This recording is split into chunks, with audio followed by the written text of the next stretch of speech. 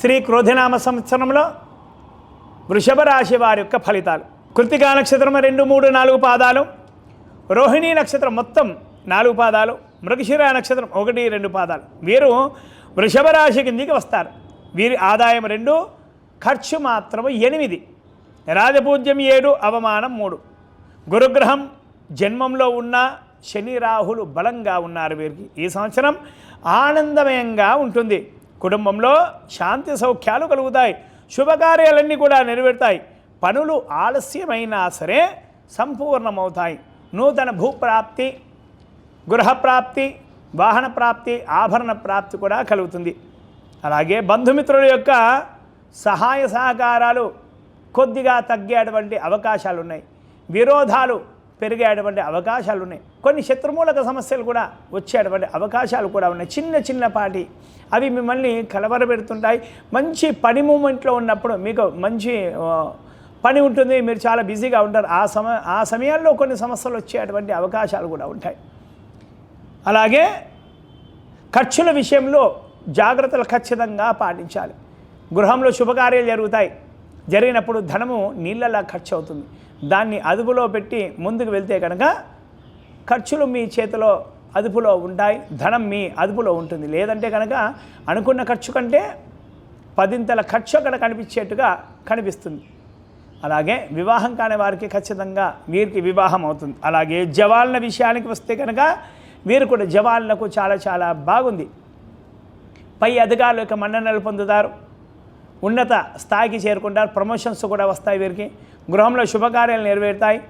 ఆరోగ్యం పట్ల కొద్దిగా శ్రద్ధ అనేది ఖచ్చితంగా పెట్టాలి. అపరిచితులను అస్సలు కూడా నమ్మరాదు. అలాగే రైతుల విషయానికి వస్తే కనుక వీరు వేసినటువంటి ప్రతి పంట కూడా చేతికి అందుతుంది. అన్ని విధాలుగా లాభాలు కలుగుతాయి. ఇంతకుముందు ఉన్నటువంటి రుణాలు ఏమున్నా కూడా ఆ రుణాలన్నీ కూడా తీర్చేస్తారు. శుభకార్యాలు కూడా ఇంట్లో నెరవేరుతాయి.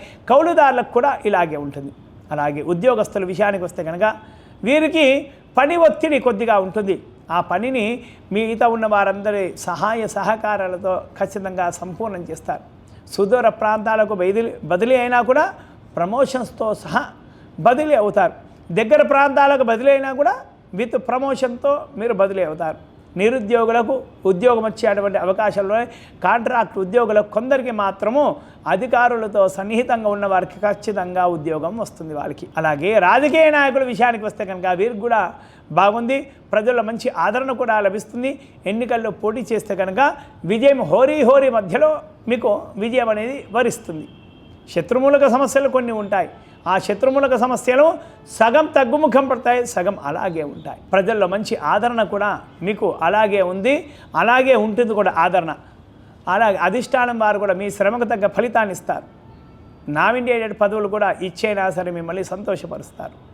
అలాగే సినీ రంగం కళాకారుల విషయానికి వస్తే కనుక వీరు కూడా అన్ని విధాలుగా బాగుంది. నూతన అవకాశాలు కూడా మెండుగా వస్తాయి. వచ్చినటువంటి అవకాశాలు సద్వినియోగపరుచుకుంటే చాలా మంచిది. నూతనంగా సినిమా తీసేవారు జాగ్రత్తలు పాటిస్తూ పెద్దల యొక్క సలహాలు పాటిస్తూ ముందుకు వెళ్తే కనుక విజయాన్ని సాధిస్తారు.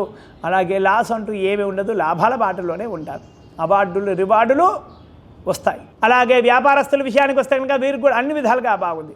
వీరు అన్ని రంగాలలో అంత్యవేసిన చెయ్యి. పోటీ రంగం అనేది ఖచ్చితంగా ఉంటుంది. ఆ పోటీ రంగంలో అందరికంటే ముందంజలో ఉంటారు. ఎంత పోటీ వచ్చినా కూడా మీ వ్యాపారం దూసుకు వెళ్తూనే ఉంటుంది. రియల్ ఎస్టేట్ వ్యాపారస్తులు కూడా చాలా బాగుంది. ఫైనాన్స్ రంగంలో వ్యాపారస్తులకు కూడా చాలా బాగుంది. అలాగే హోల్సేల్ రిటైల్ వ్యాపారస్తులు కూడా చాలా బాగుంటుంది. విద్యార్థుల విషయానికి వస్తే కనుక విద్యార్థులకు కూడా చాలా బాగుంది. అనుకున్న మార్కులు అనుకున్నట్లుగా సాధిస్తారు. జ్ఞాపక శక్తి కూడా పెరుగుతుంది. చదువుపై శ్రద్ధ కూడా పెరుగుతుంది. అలాగే విదేశాలలో చదువుకోవాలన్న ఆశ వీరికి ఖచ్చితంగా ఫలిస్తుంది. చిన్నపాటి సమస్యలు, ఎందుకంటే మీకు పోటీ అనేది ఖచ్చితంగా ఉంటుంది. మీ పక్కన మీరు ఉంటే మీ పక్కన 10 మంది మీ స్థానాన్ని సంపాదించుకోవడానికి సిద్ధంగా ఉంటారు.